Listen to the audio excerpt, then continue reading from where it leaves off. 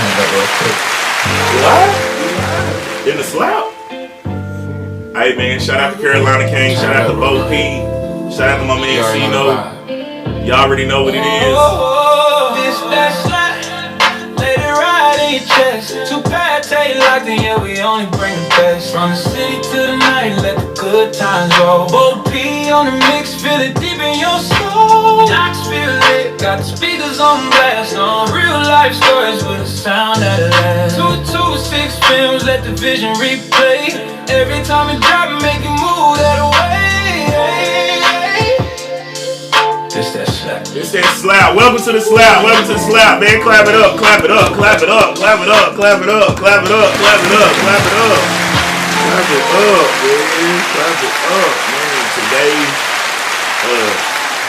so this interview is really special. Like every time I say that, but this one is really special because I had a chance to meet this comedian at a Valentine's Day show. And we had talked about him coming on the show. And the funny thing about it, we had a mix up of what show it was at the time, and then it got to the point where he wasn't on the show. Then man, he boycotted us. He went to WATE, he went to WVLT. They had picket signs. It was bad, man. The entertainment show was bad. But no, this young brother is really putting on for the city. A graduate of Austin East High School. Really funny, like just really intelligent when it comes to the comedic timing. Like I got to see it firsthand in 2022. Without further ado, Deonte Bailey's in the motherfucking slap, man. Yes, What's sir. up, man? How you Keep your doing, bras man? on, ladies. Keep your bras on. Keep your bras on. Yeah. Keep your bras on. What's going on, man? Man, like, I ain't gonna lie, when you first said, when the C-Note told me you was coming to the slap, Yeah. I said to myself, oh man. I was like, bro, he gonna come in here and be like, man, fuck this whack ass shit, fuck this lame podcast. I really thought he was gonna be on it. I really did, bro. Like, I told C-Note, I was like, man, bro, he don't want to do this show. I was like, bro, and when we see each other though, since then that boycott bullshit, since then, Yeah. every time we see each other, it's been, what up, bro? It's always been it's that. been Yeah. love, yeah, Yeah. yeah. Like, I totally get though, like how that all transpired because of, you know what I'm saying, just you were going on your college tour. Right. And then you had an interview at a college campus. Right. You know what I mean? Yeah. So that kind of like messed up on the promo side. A little bit. Yeah. You know what I mean? And Yeah. you know, that's why like I'm glad like we're older. We're a little bit, you know what I'm saying, a little bit more mature about the whole situation, because I don't think I was trying to tell you that we weren't doing the interview ever. It was more so we weren't doing the interview then, like right now. Yeah. Yeah. Man. I mean, I had got my karma back from that shit though. Really? Yeah, I got you got karma back? What happened? I got karma back from that shit, man. Because, you know, the tour was my next big thing at that moment. And when all that shit had unfolded between us and we had that little... Yeah. First off, I want to also say that this little situation we had, it only lasted like one day. It was like 2 years. Yeah, it wasn't like a full stretched out beef. But at that moment, the tour was the next big thing I had coming up. And I feel like because of my actions that day, that the universe kind of like just fucked some shit up for me, because I had 20 dates or 21 dates that tour. Mm-hmm. 10 or 11 of them got canceled. So I never even did. So half of the tour I didn't even get to do. So half of the tour you didn't even do? I didn't even get to do. See, I didn't even know that. Because I remember seeing your flyers on it. Yeah. And it was showing like the different colleges, the different dates, the different times. And I'm like, damn, for a young, like for a dude that's only been out there, what, 2 at that years time, 2 years. Yeah. That was heavy. Yeah. You know what I'm saying? And I was kind of like, well, damn, I wasn't trying to derail some shit. You know what I mean? It was just, we couldn't do the interview just because of how I felt with my team. Yeah. With YSC and DJ Meggs, Money Man Mark. I love them to death. And I didn't want an interview where we didn't know each other. Yeah. You know what I'm saying? Like, we doing an interview now where we've got history to where you performed at a show that I was hosting that you killed. You know what I'm saying? You may have thought you didn't kill, but the crowd reaction, I can just remember that was the entire East Side in that motherfucker. Yeah. Like, they were in the butterfly effect for that. You know what I mean? And now, I think it's cool that we can talk about it. Because I really thought she was going to be on some tear the club up shit. And I said, man, I was like, C-Note, I don't know, bro. I really don't know. Yeah. I like, bro, he gonna come in here old wood and just be like, I don't know how we gonna do this interview. But it's good. And the only reason why I'm not even like being like that with you is because even after our differences that night, every single time I've seen you in public, we've always talked to each other. We've always spoke to each other. Yeah. So I was like, okay, so we cool. You know, it ain't no friction between us. Now, as far as being invited over to your crib and doing the interview, like I ain't know if that was. That's why I had asked, bro. Like, it's the slap. We done turned this into a whole set now. It ain't even my crib no more. It ain't even my crib no more. So yeah, I didn't. That's all that was about. Yeah, man. And then like. And I just would be seeing you in passing. Like I saw you host the Skitty Fest. Yeah. Talk about like how you got linked up in that circle to host a big event like that, because it was a packed event. Yeah. Like you host from the beginning to the end of that motherfucker. Yeah. Man, talk about that, man. Skitty. Shout out to Skitty too. Skitty. Skitty is close, or I should say cousins. They're like cousins. Oh wow. Okay. Skitty's cousin is a close friend of mine, and I remember hitting her up, and I was like, man, you know, I think that'd be cool or really dope if I was like hosting an event like that. And then she was like, talk to Skitty about it, because Skitty might do it for you. So I texted Skitty. I'm like, bro, you need a host for that? Like, you want me to host that thing? He was like, yeah, man, we can use a host. Come on down. And he was like, so once I got on as host, we promoted it a little bit on my end too. And when we got there, like you said, it was a packed event. It was a lot of folks there, white and black. It was a very diverse, you know, turnt crowd and everything. And hosting it was fun. Like, I would definitely do it again if he hit me up and asked me about it. Cause I felt like that introduced you to a whole different crowd too. Yeah. Like, and I didn't really get to like do no sets or nothing like that, like tell jokes for so you didn't even tell jokes? Nah, I didn't tell. I mean, you was just hosting. I did. Yeah. I was being funny, but I wasn't like telling no, you know, set up premise punchline. Like, I was just being funny with it. I was shouting out zodiac signs, you know, shitting on the ones I don't like, praising the ones I do. Okay. Things like that, yeah. Okay. So, is it different for you to host the music events and not use your jokes? Or is it easier for you to host the music events and use the jokes? Oh, you know, honestly. Oh, okay. I see what you're saying now. Yeah. Like, it's easier. It's easier to not use your jokes for me. So, yeah. For you. For me, it's easier because you naturally funny. Like, are you thinking the time when you hosting like, damn, let me try some new material out? I'm gonna tell you why. I'm gonna tell you why it's easier for me to not to do my jokes, because if I was to take all of my good jokes right now, I have at least 2 hours worth of material. But it's kind of weird to break apart a full hour-long set amongst an entire like music event. So like, I can't come out here and do 5 minutes and then, you know, bring on some artists, then come out and do another 5 minutes, bring on some artists, because now I'm taking away from the music event. Right. And I'm more so doing comedy.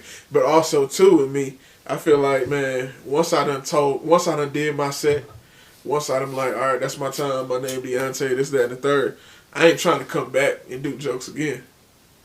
You know, because what if I had a good set the first time, but my second time wasn't as good as my first time?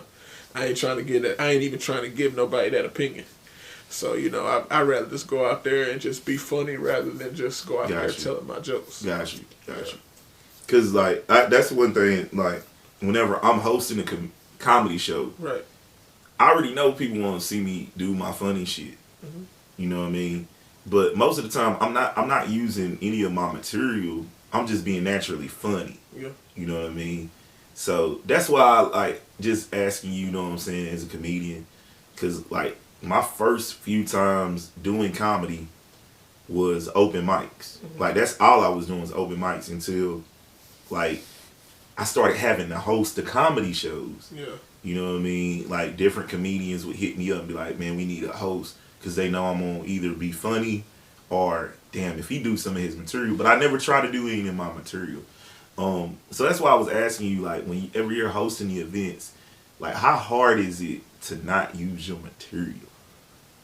I feel like you only start tapping into your material if the shit you doing ain't working. It ain't popping. Right. Right. Okay. So if you just that's understandable. If you up there freestyling, but your freestyle ain't, it's kind of like rap, you know, like so like when they make you freestyle, but you ain't really got a freestyle. Like every rapper got a rap in their pocket that they'll pull out for a freestyle.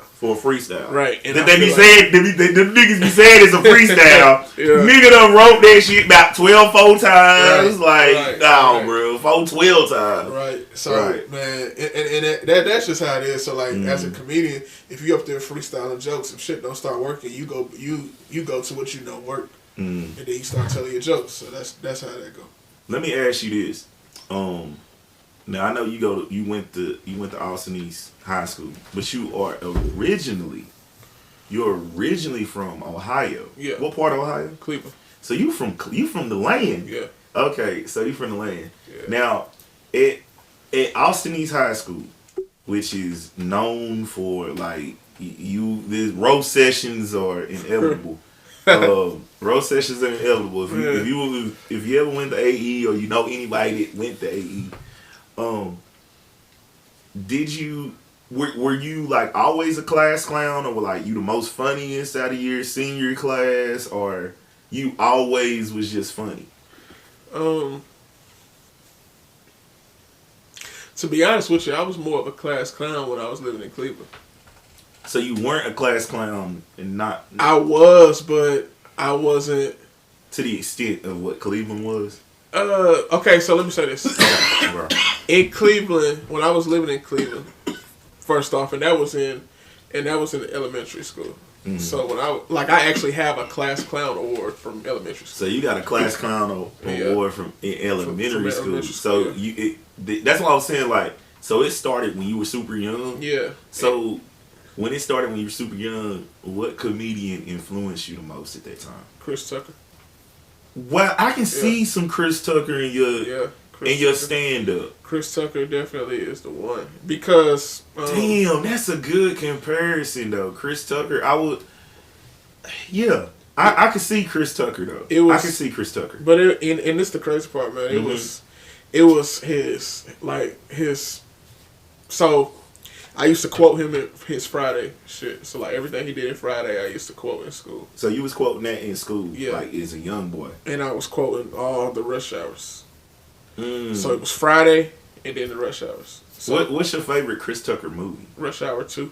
Rush Hour 2? Yeah. What do you think of Money Talks? I love Money Talks. Money Talks is hilarious. Like I can watch Money Talks and find something differently funny every time I watch it. Yeah.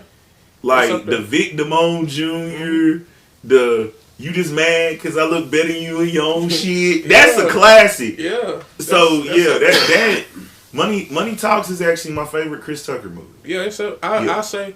Is it top 5 for you or? Yeah. The Rush Hours. It's probably okay. So it's probably Rush Hour 2. Probably Rush Hour, the first one. The first one. Probably Friday. Everybody say Friday. Money Talks. Yeah, Money Talks in the 5. Yeah. And then Talks the fifth one is, I ain't gonna lie, the fifth one is The Fifth Element. and and that caught people. yeah, Cause motherfuckers don't realize how funny yeah, Chris Tucker was Man. in The Fifth Element. man, Cause like how he went from he was like getting the flight attendant, yeah, getting the flight attendant, and Yeah. then the noises, and then the Yeah. voices, man. the just voices. how he embodied that, like Yeah. he became that. Like I ain't gonna cap for a minute. Like I would say for a minute you would feel like this ain't Yeah. even Chris Tucker. That Like, ain't Chris Tucker. This is the character he playing. And Yes. stuff. So like yeah. But it was man. Damn, that's a good one, man. Yeah. People don't think The Fifth Element. I People love do it. I not love think that movie. The Fifth Element. I love the movie. And then Rush Hour 3 right behind it. Rush Hour. You like Rush Hour 3? I like Rush Hour 3. I think I just- now I ain't gonna lie to you. It just Rush Hour 3 Mhm. in my okay, so this is how I would rank the Rush Hours. Because even though Rush Hour 2 is my favorite, I'm also honest. Rush Hour 2 is the funniest one of the three. Yes. I Yeah, say Rush yeah. Hour 1 had the best story of the three. One had the best story. The Two third is one, the funniest. the third one had the best action.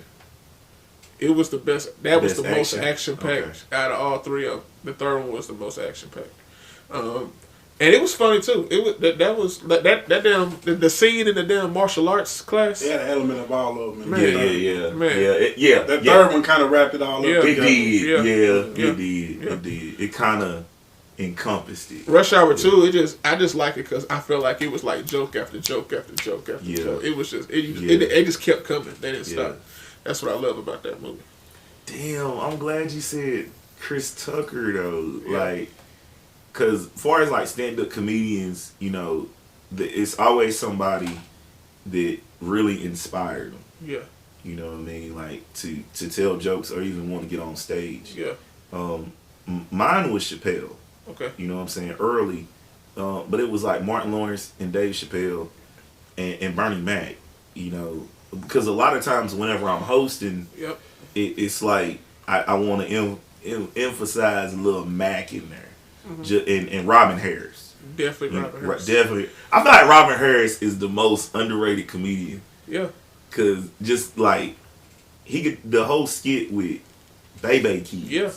You know what I mean? Like doing the entire skit of Baby Kids, it was just legendary. Man. I got it. Okay, so it's three. So yeah, who's your Mount Rushmore? 'Cause I know I was Chris is your finna guy. I was finna say though, it's three things I want to say about that though. Yeah. I'm not, and I ain't gonna take too much time because this is your show. I ain't gonna, Nah, that's good. You here? So the first thing I want to say is I feel like, so you do know that Robin Harris was originally supposed to host Def Comedy Jam, Yes. and he Passed away. Yeah. And And then Martin Lawrence. the person that Robin Harris like basically was taking around everywhere was Martin Lawrence. Yeah. So Martin was kind of like an inheritance. That job was like an inheritance for him. Okay. So you've been on your comic. You've been on your comedic history. Yeah. Okay. Well, keep talking. another It's good. thing- Come on. The second thing I wanted to say was I feel like when we going back to Chris Tucker, he passed you that. When we going back to Chris Tucker, I personally feel like that 5-minute set he had on Def Comedy Jam, the whole "What if Michael Jackson was a pimp?" that little set he had. Mm-hmm. I personally feel like that one set is the greatest stand-up routine ever on camera. Like I feel like maybe if Chris Mac Tucker, shit was good too. It though. was, it was. Mac shit was legendary. it was, and I'm gonna tell you why Mac is probably is above Chris all time. Of course, with this is because Mac had more than just that time. Now I ain't gonna lie, when I started hanging around older OGs that was around like Chris Tucker back then, and they told me that Chris Tucker only had a 15-minute set. He didn't have longer than that 15 minutes. So them 2 5-minute sets you saw him do on Def Comedy Jam, that was 10 of his 15 minutes he had. Wow. Like he ain't even have longer than that, which was crazy to me because I'm like, bro, this is, to me, he was like the funniest person ever. Did we ever see Chris Tucker comedy specials though? Yeah, later on. Later on. Once he transitioned to a whole new Chris, like he wasn't the same Chris. I felt like he was a bigger movie star than he was a stand-up comedian. He was. Way bigger. Another thing I wanted to ask was, my third thing was a question. Do you feel like if Robin Harris had lived and became bigger than what he was, do you feel like Bernie Mac would be getting the same respect that he gets? I think Bernie was gonna be Bernie regardless. You think so? I think Bernie was gonna be Bernie regardless. Because you know they both Chicago. Yeah, exactly. But Bernie, I don't know. Bernie was gonna be Bernie regardless. That's That's a hard question. That's now. Because you got to realize, Cuz was doing Bernie before Bernie was even, you know what I'm saying? He was doing the hood shit. He was doing the, you know what I'm saying? Baby Kids. Yeah. Baby Kids. He started crowd work for real. The whole roasting the crowd stuff. Robert Well, Harris. and D.L. Hughley. Yeah. D.L. Hughley crowd work is For sure. correct. But you don't implement the you work the crowd differently though. Yeah. You work the crowd differently. Like your crowd approach is more different than any other comedian I've ever seen or heard. I guess because I got to watch it. Like I got to watch a full show, but I felt like you probably would say that's the early you wasn't as more seasoned now is what you are you 5 years in the game? 5 years, yeah. You're 5 years in the game Yeah. compared to Two. Two. 1.5, really. 1.5. Yeah. Wow. So yeah, because you're Yeah. part of that. You're part of that COVID graduation. Like the stories you can implement in your comedy. Like what all you know what I'm saying? What all you talked about that you don't think people talk about on the daily? On stage? Was it? On stage? Is that what Yeah, you're asking? on stage. Okay, so I got a joke that I do, and I ain't gonna lie, I tapped into it some years ago and I let it go because it wasn't really doing nothing. But then I recently started tapping back into it because I feel like now I got a clear sense of the crowd. If I feel like the crowd ain't feeling it, I know how to shut it off, like quick. And that is, I got this joke about the whole R. Kelly situation. Oh man, So you touched that one. yeah. Mm. And just let me know how you feel about this. Okay. Okay, so I feel like what he did was wrong. Yes, we know that. What he did was wrong. But Oh, there's a but. can we say that maybe had he done it differently, you know, we wouldn't even know about this. So like personally, I feel like where he messed up was he touched little girls that are capable of telling their story.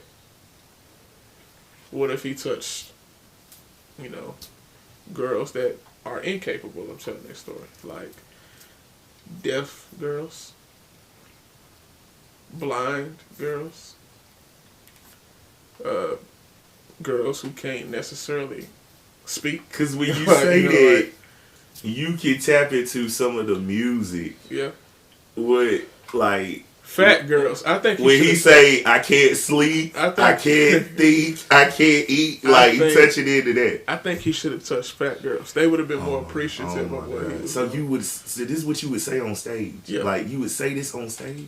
Yeah, I've said it on stage. Okay, so, like, what is the response? Like, because I'm thinking about, damn, how can somebody laugh at that with this? But I think he's right, though. It's right.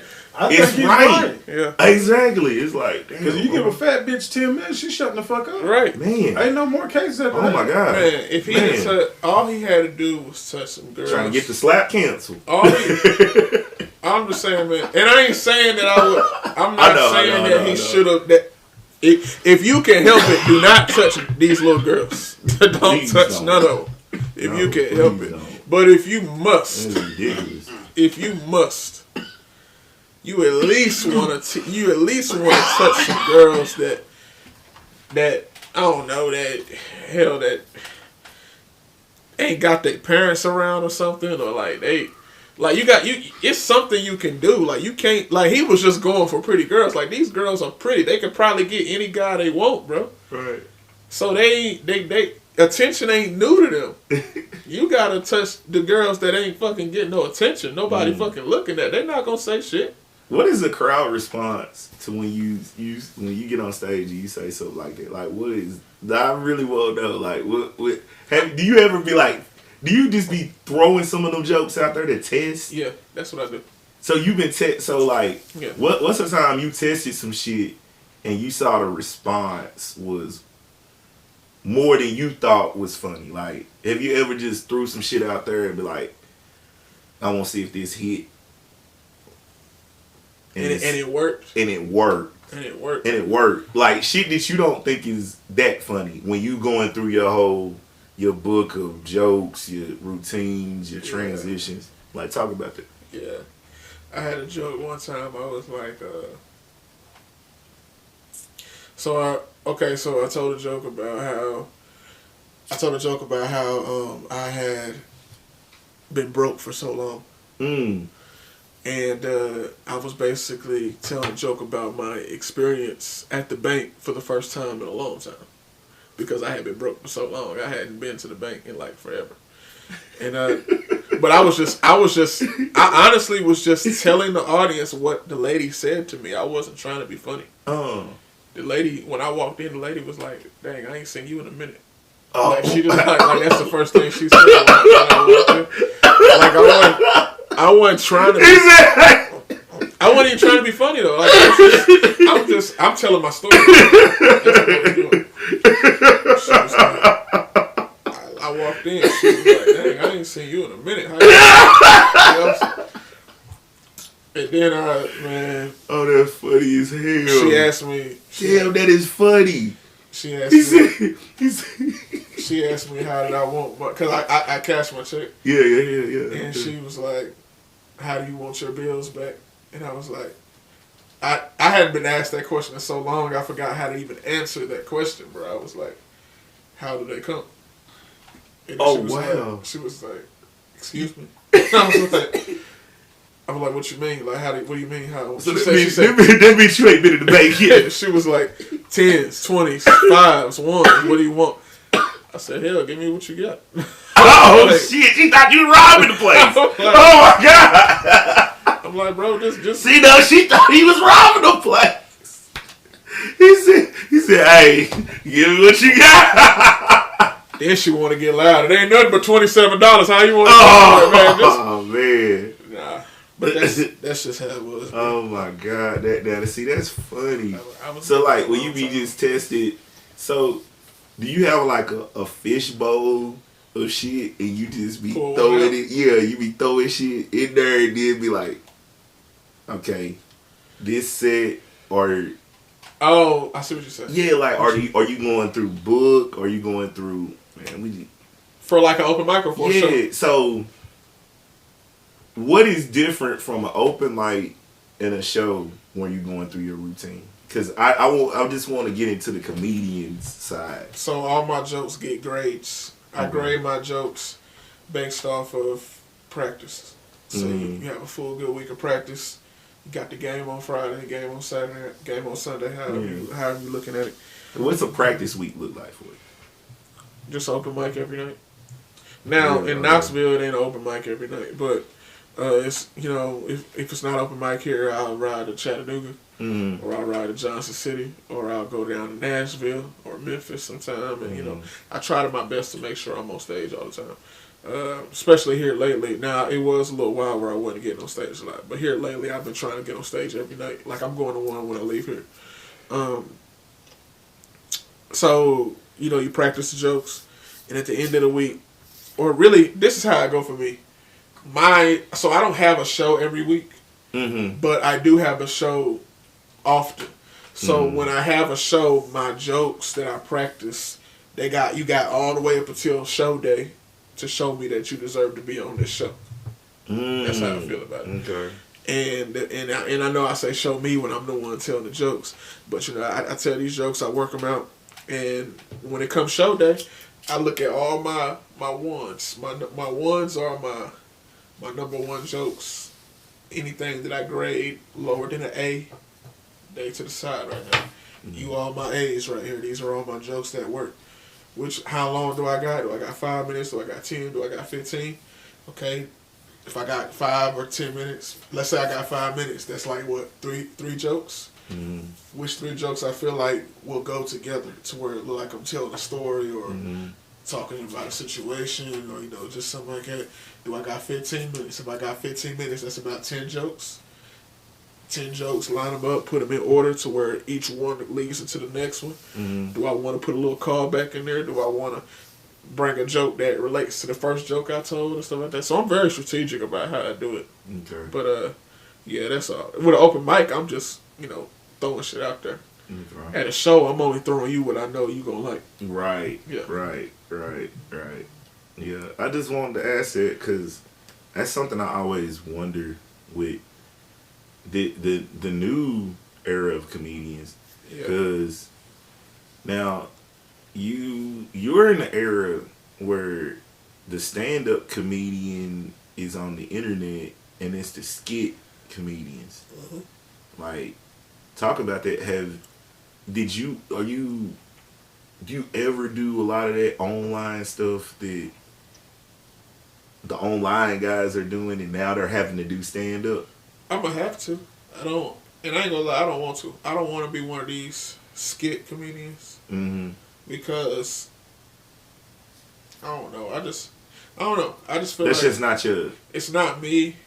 It's not And your I style. don't really have the patience for all that, honestly, and the time. It takes a lot of time. I don't want to discredit the skit comedians. It's a lot. It's a lot of fucking. Right. There's some dope ones. It's a lot of creativity that got to go into being one. Mm-hmm. So they're definitely talented people. Mm-hmm. I just don't want to. I don't want to have to be, but I'm gonna have to tap into it because it's like it's the only way it's working now. But you got a lot of skit makers. Like I love what Drewski is doing. Yeah, Drewski is wild. Drewski's wild. Ha Davis, Desi, Mojo Brooks, like Bubba Dub. You know what I'm saying? Yeah. So like we rattling off these names, and they're doing stand up now. Yeah, even Jack Funny from Detroit. He's tapped into stand up now. Oh, Skinbone from Chicago. Yeah. He's tapped into stand up a little bit. Yeah, it's just a lot. Country Wayne. Do you feel like because you started the stand up before you would do that, you think that this is gonna be easier for you? Stand up? Well, no. What I'm saying is like doing stand. You started stand up comedy. Right. You didn't. You wasn't doing skits or anything ever. I was, but I did that. I started stand up first. Okay, so you started stand up before you went into the skit. Yeah. That's why I was saying, would you think that it would be easier to transition to doing skits too while you're still doing stand up? Because I mean, stand up is what you're accustomed for. Yeah. It can be. It's just so much that go into it.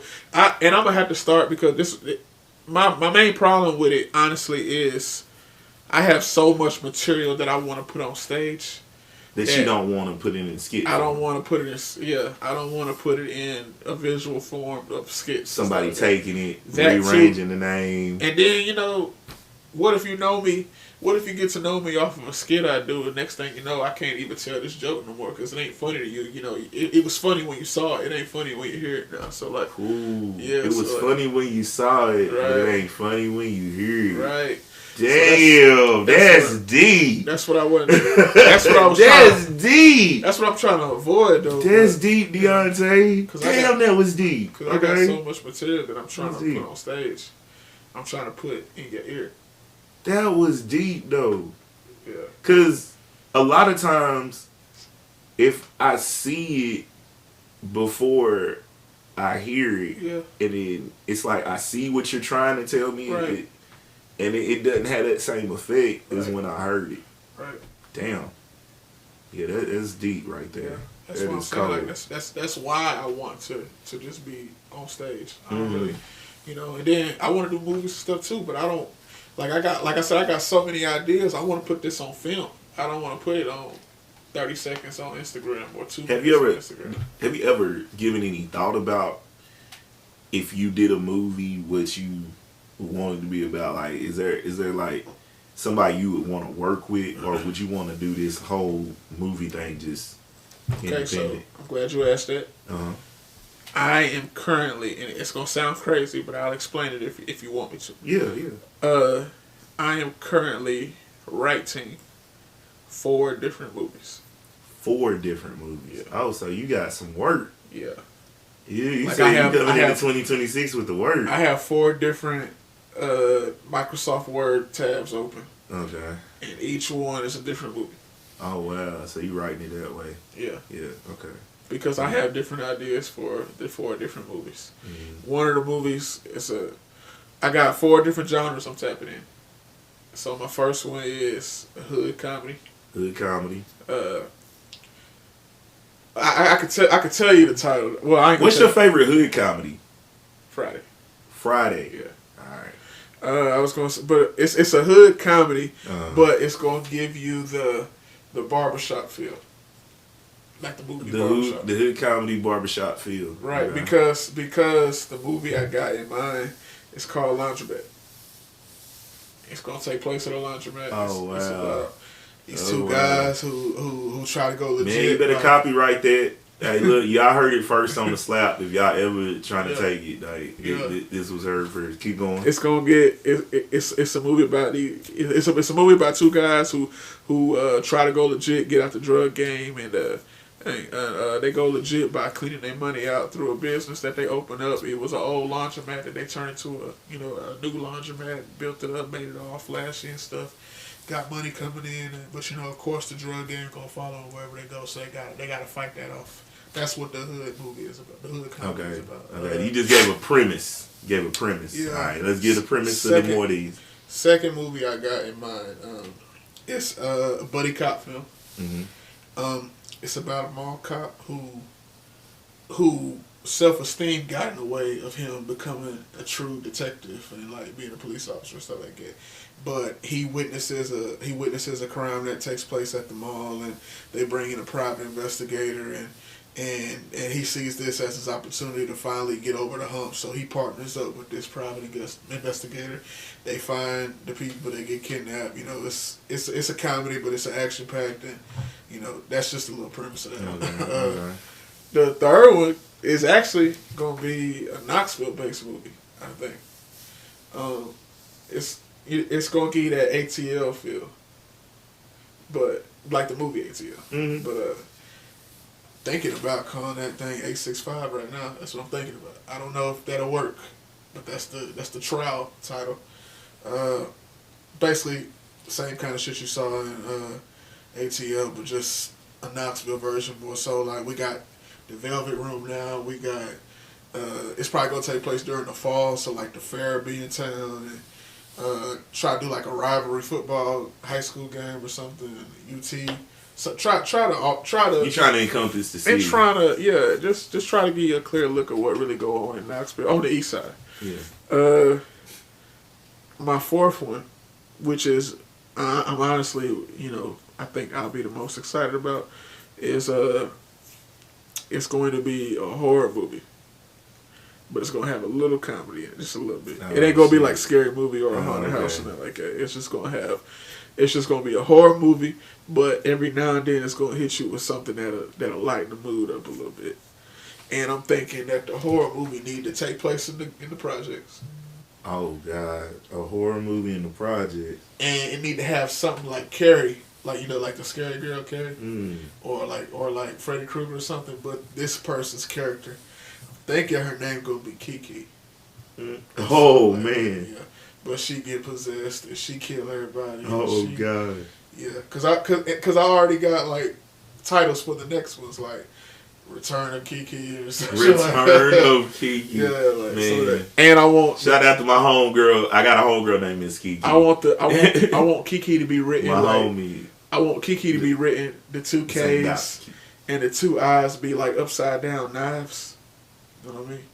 Like a knife upside down. Is Oh the wow. eye. Oh wow. Yeah, that's what I'm thinking. Right Black now. horror movie with comedy. Yeah. Return to Kiki. Yeah. Well, the first one just Kiki. whatever it's is called, funny. and then That's Kiki funny. is the character. Then the second one gonna be the part 2, but Return of Kiki or something. Like that. Or I might leave Kiki out the second one and put her in the third one, make it like an anticipation or some shit like that. I don't know. I'll figure it out, but yeah, that's the ideas I got right now. But I'm writing all 4 right now. Okay. Yeah. Okay. I never answered your Mount Rushmore. Yeah, who is the Mount Rushmore? My bad. Mount Rushmore.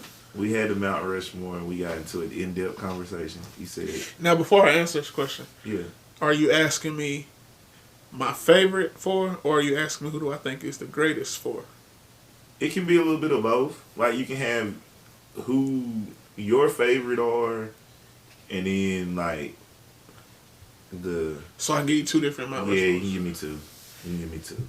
Favorite Mount Rushmore.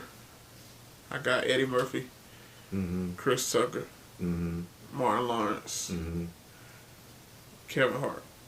Ooh, that's tough. Yeah, that's tough. Great. That's Mount tough Rushmore. though. That your favorites is tough. That's tough. The greatest Mount Rushmore. The greatest Mount Rushmore. Who are the greatest? Richard Pryor. Okay, easily. Eddie Murphy. Easily. Chris Rock.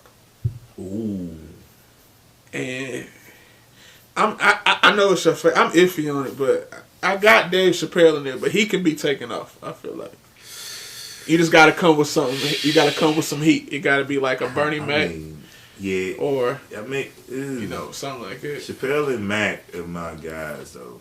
You know what I'm saying? Like Chappelle and Mac, those are my guys. Like I really like I think D.L. Hughley is incredibly funny. I watched him live. He rips. D.L. Hughley is incredibly funny, man. Let me give you a third Mount Rushmore of Ricky comedy. Smiley is funny of too. comedy club killers. That's what Comedy Club Killers. Comedy club killers.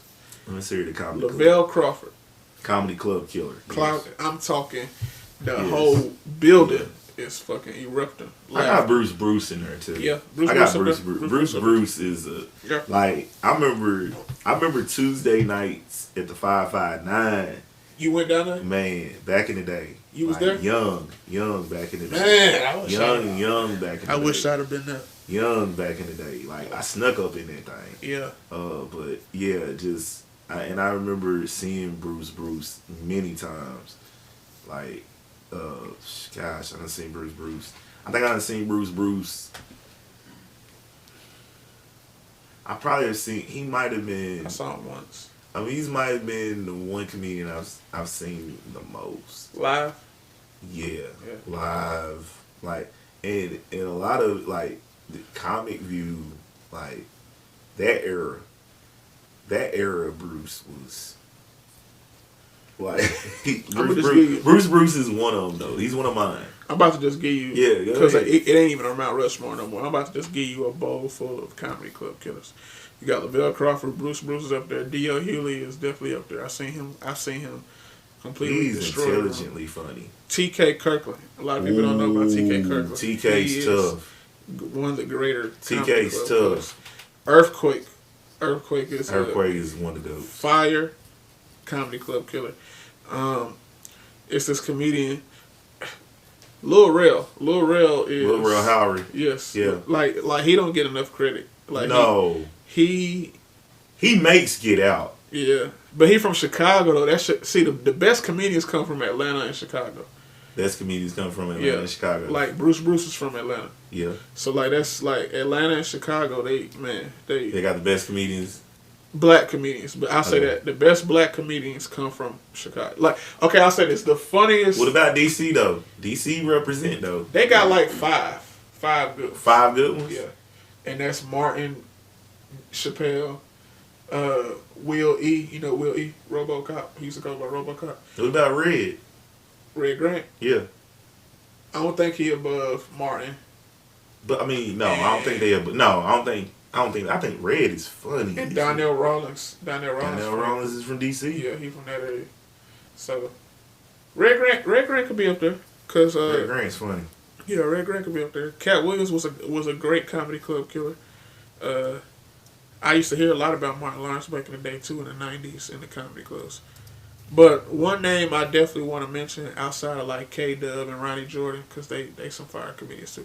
One comedian I definitely want to mention who's had the biggest influence on me comedy club wise is Carlos Miller. I encourage anybody who ever thought about doing comedy, who ever thinks about doing comedy, and if you are a comedy fan, please watch a stand-up clip from Carlos Miller. That man is perfection on stage, I feel like, in my opinion. That crew though, DC, Chico, they are just 85 South is fire. That crew is tough. Yeah. Like, damn. I met all of them. They all do good shows. Mm-hmm. They all do good shows. Carlos do that's the one though. Like he the one. For sure. I like that though, man. Comedy Club Killers, man. Like, that's a good title. Yeah. Like, damn, that's a really good title. Has there like been a show that you thought you bombed that you end up killing, where you was just like, man, this wasn't even my good material. Like, this wasn't it. And then everybody come up to you like, dude. You ever had one of them shows? Yeah. Yeah. I did a show in Fuquay, Marina, North Carolina. Hold on, where? It's called Fuquay Marina, North Carolina. Oh damn, where is this at, North Carolina? It's hell, I don't know. I got there though. It was, I just know it was in North Carolina. It's a small town though. Very small town. Okay. Very small town. Like, I think they got a population of maybe like 2,000. It's a small town. You did a comedy show in that type of city. Okay. Yeah. Talk about it. But it's black people. Like it's Okay. it's a urban place. I was not proud of my show at all. It was the day before me and you met. Oh, okay. So when we did the Valentine's Day show, I had just got back in town from Fuquay Marina because I had did a show in Fuquay Marina. Oh, okay. So That you were in show. North Carolina, and then you had to come to Tennessee. I came back to Tennessee. I drove back that morning. I did a show that day, and when I say I didn't like my point, like I got off stage like mad at myself because I'm like, bro, I know I could do better than that, and I like they paid me to come up here and do this. They gave me a hotel. They done treated me right, and I feel like I just didn't do them justice. And then I get out when we in the lobby and we take a picture with everybody. Everybody want to come take pictures with me, talking about how I was one of the funniest ones and how I did a great job. And people was repeating my jokes back to me and stuff. I'm like, bro, okay, so I guess I didn't do as bad as I thought I did, but I really thought I bombed that show. Like I did not feel good about that at all. Like, talk about the feeling of like when you bomb. The feeling of bombing? Yeah, the feeling of bombing compared to killing. Oh. What's the difference between bombing and killing? Bombing really breaks your heart. If you care about it, bombing can really break your heart. It makes you feel like, I don't know. Bombing is more so. You ever been like when you in school as a kid and you have like an embarrassing moment, maybe like you pissed your pants or some shit like that. So that's like bombing. And had to run out of the classroom, the whole class laughing at you and shit like that. Like that's what bombing feel like. Bombing makes you feel like. Bombing just makes you feel like people just like somebody grabbed you and like threw you out to the wolves or some shit. Right. Like it just makes you feel so lonely. And fucking, like that's the feeling of bombing. Oh man, he said lonely. Lonely, sad, like sad, heartbroken. Like I bombed so bad in Birmingham one time, man. And when I tell you, I immediately ran because we was black club, white club, black. Ooh, it was the hood of that bitch, like, and that bitch was packed wall to wall. Like when I say I bombed in front of some fucking niggas, man. Like I had immediately ran down the stairs because the show was it was in like a little coffee spot, but it was upstairs. I ran down the steps, went into that bathroom, man, and I cried for like 20 minutes, like straight. Man. I was fucking. Whew. But when you rip, you don't want to go to sleep. Like you don't want the night to end. Like you just up. You ride that high so fucking much, like it carries over to everything else you do. Like you want to go out to eat afterwards. You in such a good mood, you done fucked around and paid for everybody in the damn restaurant to eat. That's like that's just what ripping do to you. Though it make you feel like you can conquer any fucking thing. Like it make you feel. And then when you're ripping, your people around you they talk about how hard you're ripping. You can't get the image out your head of ripping. Like, but the one thing I've learned throughout that experience is you really can't get too high on your wins because in a way it makes you feel like you living for the cheers. So you can't be satisfied when you're a comedian. No, because if you live by the cheers, you're gonna die by the booze.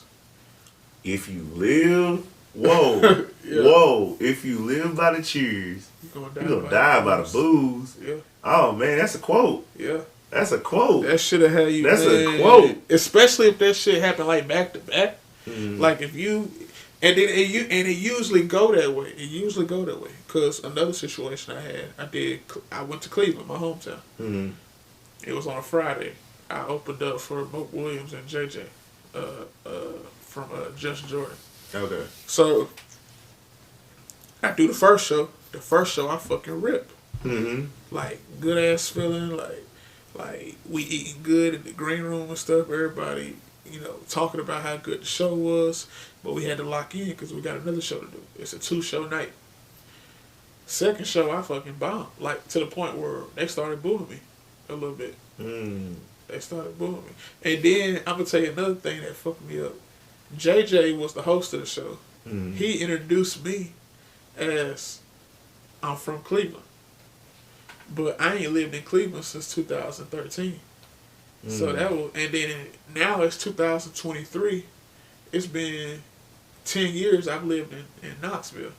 I done picked up an accent probably. I done picked up a demeanor, a swag, the way I speak, or however I wear my clothes. You know what I'm saying? You picked up the Cleveland. Do you feel like the Cleveland left? And the Knoxville. I don't even feel like a Cleveland nigga no more. So yeah. I'm on stage, and they looking at me like, that nigga ain't from Cleveland. like that's how they was looking at me. Like, and then they started. Talking amongst themselves. I guess I wasn't funny enough. You weren't doing no Cleveland shit. No. Right. And then I saw one table get up. They started walking out. And they was like, they started yelling at the stage, man, shut the fuck up, man. We about to leave. We ain't trying to hear this shit. We going somewhere where a motherfucker make us laugh or some shit, something like that. So I'm talking shit to them. I say something like them. And then one nigga said, that nigga ain't from no damn Cleveland. That motherfucker from Akron. Or some shit like that. Because, Akron outside the city. So they don't know where I'm from, but they know I ain't from Cleveland. Because I don't even sound like a Cleveland. Damn, that shit would fuck me up. Yeah. Like, I see what you're saying. But it happened back to back is what I'm saying. So I got so high off the first show, I completely forgot to lock in for the next one. And because I didn't lock in, that's why I got fucked up. Also, too, everybody know the toughest show that you gonna do on a weekend is the second show on a Friday, because Friday's still a weekday. People still had to go to work, so that means 9 times out of 10 they've been up all fucking day, and it's the late show. They done got drinks in their system. They fucking drunk and shit. They talking shit. If you ain't fucking knock out the seat funny, nigga, they about to fucking heckle your ass. Yeah. And that was just a lesson I had to learn. I was 3 years in at the time, so that was 2.5 years ago, but shit, I know now. I'm ready now. That's what I'm saying. What's like the biggest advice that you could give a younger comedian that's starting out? Because do you feel like you get more seasoned every time? Like every time you perform, like what's some advice that you would give a younger comedian that you didn't have before when you were coming up? First thing I think I would tell them, take time out of your plans right now. Like take that out. Don't be like, oh, I gotta be here by the time I'm said age. Take that off. That stress that you add into yourself, that you ain't even gotta do that. Understand that everybody's journey is different. What's for you is for you. What's for them is for them. Don't get discouraged about what they doing. Because I had moments where I was like, man, these niggas in comedy clubs every weekend, and I was just doing open mics with them last week. I know they ain't funnier than me. But at the same time, like, that ain't for you. That's for them. And this gonna sound crazy, but just listen. The best advice that I can offer anybody is to take nobody's advice. The best advice is take nobody's advice. Right. Because nobody has your journey. Only you have your journey. Now, I'm not saying if somebody tell you, hey, don't look both ways when you cross the street, that mean do it. That's not what I'm saying. I'm not saying that. I'm saying don't go to somebody and ask them. Don't go to somebody and be like, hey man, how do you do said thing? Because that's how they do it. you got to do it differently. You know, because you can't. Because what's gonna happen is if you try to do something like they did it, you gonna start getting compared to these motherfuckers, and then ain't nobody gonna appreciate you. They gonna be like, oh, bro, trying to do what he did. Bro, trying to do what other dude did. Yeah, man. Damn, this is good stuff, bro. Like, man, look, this is good. Like, you got any like final thoughts that you want? You know what I'm saying? Tell your fans, tell the people. To be out on the lookout for with what you got going on, man. Yeah. Like your next show. When will this come out? Shit. I mean, like, what do you 3 weeks. 3 weeks, 4 weeks? You know what I'm saying? Like, so, like, what do you, like, what are you doing in 2026? Let's put it like that. Like, what's the 2026 look for you? So we'll close. 2026, man. Okay, so I don't have a lot, but I got some things that I am proud of. So, still continuing to write the movies that I was talking to you about. I got a show coming up in January, which will probably be over by the time you guys see this. But I am going to start my own monthly show here in Knoxville. I am relocating, though, so I won't be a resident of Knoxville too much longer. I'll be in Nashville. But I will be here every month doing that show. I also will have a show coming up in Knoxville that's going to be a headliner show for me. It's going to be in June. I got to figure out a date first, but it's going to be one of the first 2 weeks of June. It's going to be my Surviving a Gemini tour. That's the name of my next tour that I'm doing, and that's going to be the show that I kick it off. And the tour ain't going to be it's not going to be a huge tour. It's going to be like a little 15-city tour, but it's going to be dope. I'm working on getting the locations locked in, and then we're going to get the tickets locked in. And, you're going to see me tap into my clean material a little bit. Try to get my little Tonight Show gigs. I'm working on that. And I'll be working on getting my Saturday Night Live audition later on this year, too. So, that's what's up, man. Yeah. That's it for me. But yeah, we got things in motion. Things that's going up, up. Man. We appreciate it, man. I appreciate you for bringing me, man. No doubt, man. We appreciate you coming on the show, man. I was slick scared, though, because I ain't gonna lie, though. I thought I was being set up. Oh, man. Especially when I called bro. He told me he wasn't here yet, and it was just you. Oh, I was like, man. Yeah, listen. Oh, my. I said, yeah, listen. He thought I was going I said, yeah, this is set up. I started sharing my location with all before I even got out the car. That's crazy. Oh, man. That's crazy, man. That's crazy. Oh, my gosh. That's funny. That is so funny, though. Like, that is hilarious that you said that, bro. You thought it was a setup? Yeah. Oh, my God. Last thing I want to say as advice. This is the most important piece of advice. I'm sorry. Yeah. Have fun. Every young comedian out there that's doing it. If it's if you ain't even got on stage yet, if you trying to if you just need something to think about when you first get on stage, man, just have fun. Everything, as long as you have fun with it, you'll get rewarded. That's all. Man, thank you, man, for this time, bro. Like, appreciate you coming on the show, man. Absolutely. Thank you, man. Thank you. Appreciate you for having me. Brother. I want to come back whenever I can. Yeah, man. You on the first season. Okay. You on the first season. All right. We appreciate y'all, man. Look, love, peace, and chicken grease. I'm going to have Bo Pete take us out. Shout out to my man, Carolina Kane, man. But this right here, my man, Deonte Bailey, comedian extraordinaire, is going to be in y'all face, man. Like, seriously. Hey, turn it up real quick. Seriously, man. We appreciate all y'all, man. Thank y'all, as we say, man, live from the slab. Love, peace, and chicken grease. Whatever you do, don't step on them shoes. We'll see y'all. This that slap, let it ride in your chest. Two bad Tate locked in, yeah, we only bring the best. From the city to the night, let the good times roll. Bold P on the mix, feel it deep in your soul. Knoxville lit, got the speakers on blast. Real life stories with a sound that lasts. 226 mixed films, let the vision replay. Every time it drop, make you move that way. It's that slack. Ooh.